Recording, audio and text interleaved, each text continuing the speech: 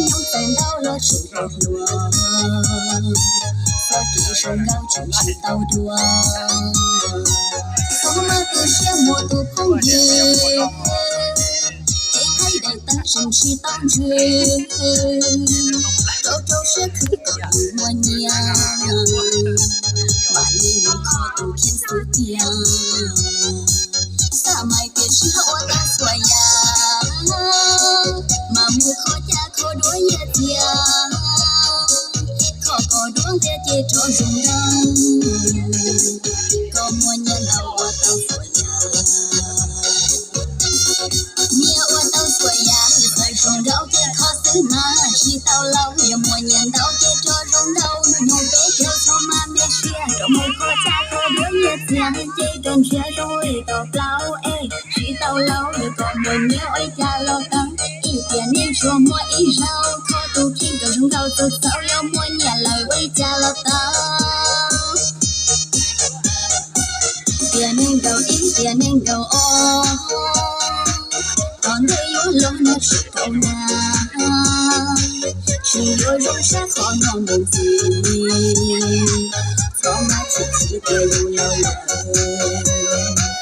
yêu mua nhà đầu thì chỉ có thôi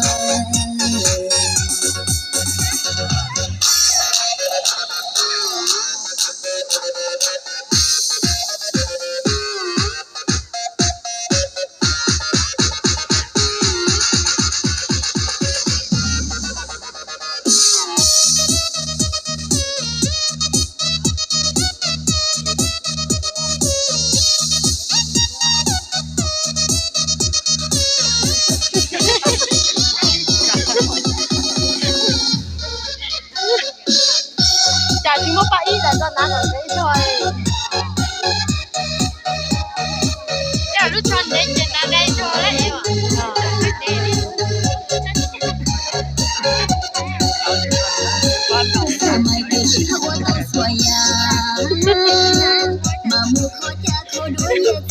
Trong mùa sao ấy.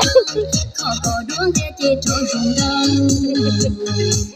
Có mua nhà nào qua tao phổi nhà. Nhà qua tao phổi nhà, nhà tao rung rau chế khó xử mà. Chỉ tao lâu, nhà mua nhà tao chế cho rung rau. Nó nhung bé chờ cho mà mê xia. Trong mùa khó cha khó đuổi nhà tiền. Chế tròn xia rồi tao lao. Chỉ tao lâu, nhà có mua nhà ôi cha lo tăng. Tiền nên cho mua ít rau khó tu khiến cả rung rau tôi sao yêu mua nhà lời ôi cha lo tao tiền nên đầu ô còn đây yêu lo nó chỉ câu na chỉ yêu rong sẽ khó ngon bằng gì khó mà chỉ tiền lâu yêu mua nhà đầu thì chỉ có thôi